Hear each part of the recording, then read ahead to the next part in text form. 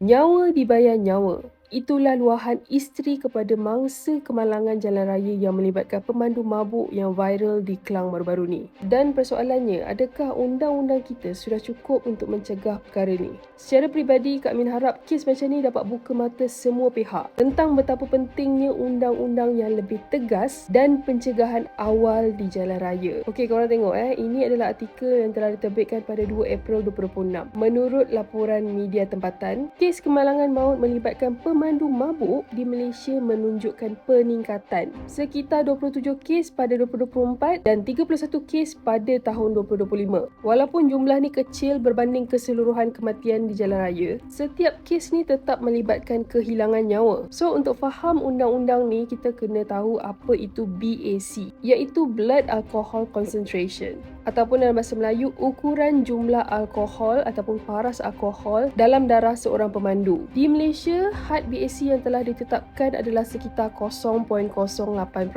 dan kesalahan boleh dikenakan denda, penjara serta penggantungan lesen. Kalau nak compare dengan Korea Selatan, had BAC dia jauh lebih rendah iaitu sekitar 0.03%. Bermaksud, walaupun sedikit paras alkohol, pemandu masih boleh dikenakan tindakan. Lain pula dekat China, had BAC dia ni lebih ketat. Sekitar 0.02% pun dah jadi kesalahan. Dan pada tahap lebih tinggi iaitu 0.08%, kes ni boleh diklasifikasikan sebagai kes jenayah. Kalau korang perasan, Korea dengan China ni diorang lebih menekankan pencegahan awal dengan had yang lebih rendah dan penguatkuasaan yang lebih ketat. Tapi itulah sebenarnya lebih elok cegah awal daripada terlambat kerana selalunya akan ada nyawa yang terpaksa menanggung akibatnya.